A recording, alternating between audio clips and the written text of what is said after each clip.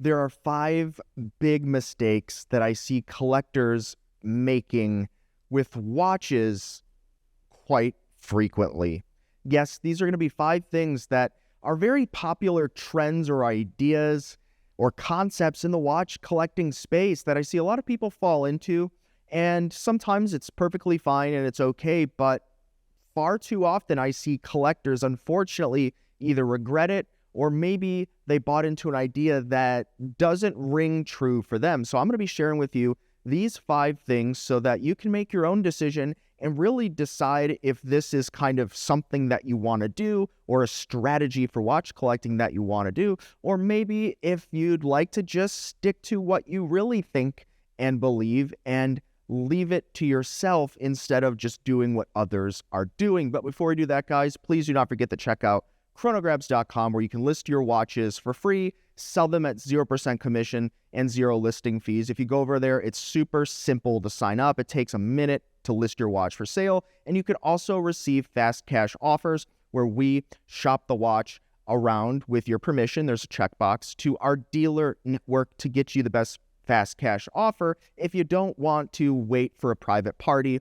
to message you, or it's just not your thing, kind of going to the UPS store and making sure you kind of do all that type of thing that comes into play, private party sales. So check out ChronoGrabs.com, where you can take advantage of all of this right now for free. So let's jump into it. The first mistake that I see people making is listening to influencers. Now, a thought that's going to come to many of your minds right now is, oh, well, John, you're an influencer, right? Here's the thing. I differentiate myself from influencers because I try to make a point of every video to say, do whatever you want. Don't, listen to me unless you want to. I'm not really advocating for you to do anything. I'm more so the kind of the angle of my channel is just to kind of give you my experience, my feedback, my insights, what I've seen over the last 15 years in the watch collecting, dealing, trading, the whole watch industry, right? I give you my feedback and what I think and what people are doing. And I always say, hey, make up your own mind, buy this watch anyway. If I have an opinion you don't like, do whatever you want, right? It's not me, but I just give you kind of my insight or the facts. And that differs from influencers, where influencers are really mostly trying to sell you a specific watch. It's like, hey, this is the best watch in the world. You should go buy it right now. Well, think about that, right? Who's going to say that? Like, how many best watches in the world? How many watches can they tell you to buy? Which watch do they want you to buy? It doesn't make sense, right? And that's kind of like what I see as an influencer. And so it's rare to see influencers give critical opinions or thoughts on watches for a number of reasons, including the brands don't like it and the brands send the watches to many influencers, big brands. And if they say something critical or, maybe it's not for them or pinpoint something specific, well, maybe the brand is unlikely to send them more inventory and they kind of lose the perks of being in that circle. So I always recommend to make your own decisions, make your own choices, and not just hop on the bandwagon of what you see to be the popular trend of which watch du jour is being pitched online. Now, that takes me into one that is strange. It happens, but this is for a particular type of person. It might not be everyone, and that is being incredibly possessive or obsessed with the watch. Now, it's perfectly reasonable that if you've saved up or you've been searching for a watch that you'd like for a long time, to be excited that you have it, to enjoy it in good health, wear it, have fun with it, talk about it, totally fine. But sometimes I find people get into this kind of strange space where it just becomes the main focal point of their life. They'll go out and they'll buy all these protective stickers and they'll set it a certain way and they'll be very ritualistic in the owning of the watch, or they won't let their friend try it on, or they'll be so careful that their whole life becomes adapted for the benefit of keeping this watch as pristine as possible. Now, hey, I'm not saying that doesn't have utility value,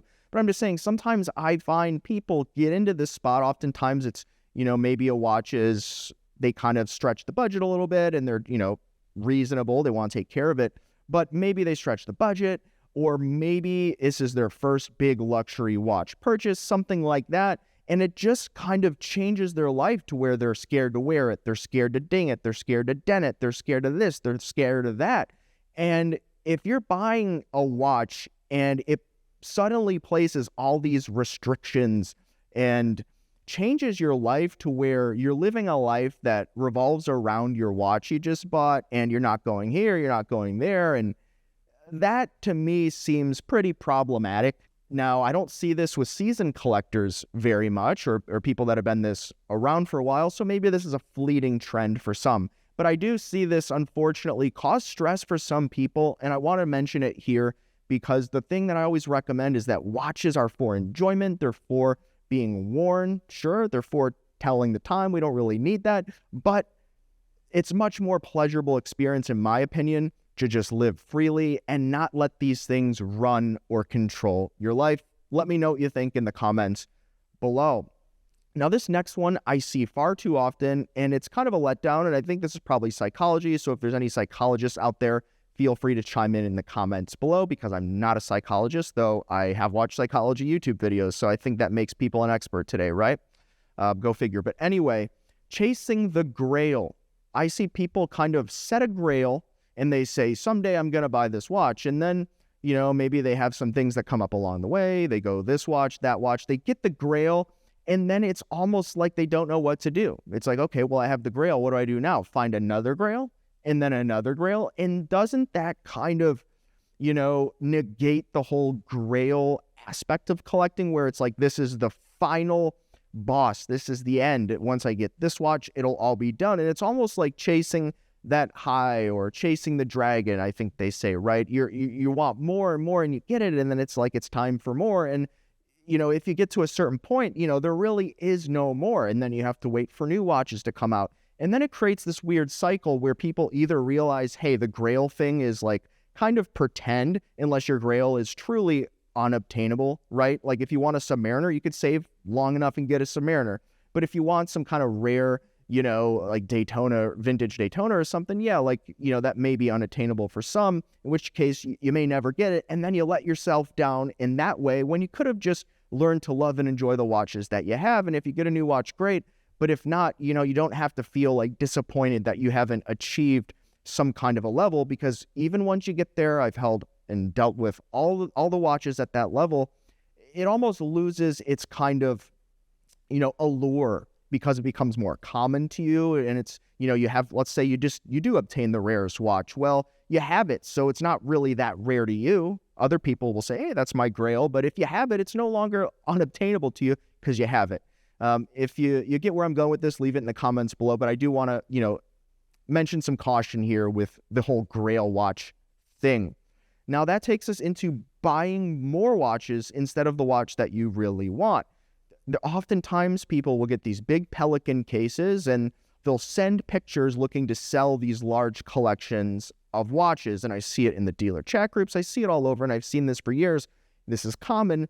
People will amass many more low price point watches, and then they get to a point where they start doing the math, and they're like, I could really just get that Sub, or I can get that Speedmaster, or I can get, whatever watch that they really wanted. But along the way, they kind of amass this large collection. And oftentimes when it comes to getting the watches along the way, especially if they're more affordable type watches, they can be more difficult to sell.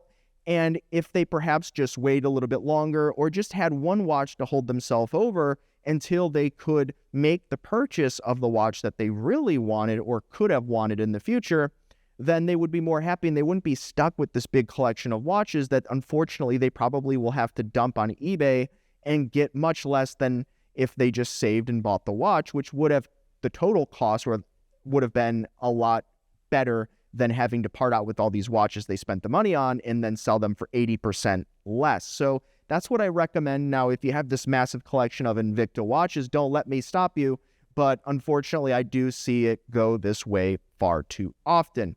And lastly, kind of in the same vein, but different, this takes us into watch alternatives. People will say they want an Audemars Piguet Royal Oak, and then they will buy a Girard-Perregaux Laureato. Now, if we're talking retail prices, the retail prices are, somewhat in the same range. Now, Depends on which models we're comparing it to.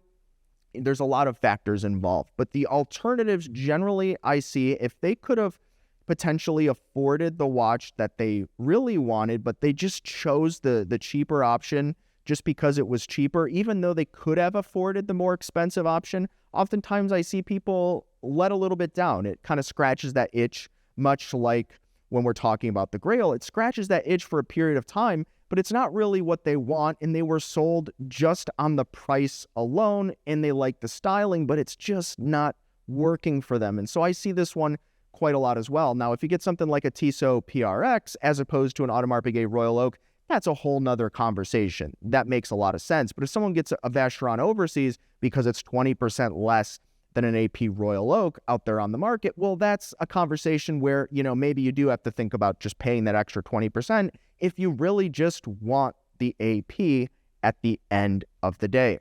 So guys, this has been 5 huge mistakes that I see happening in the watch world all the time.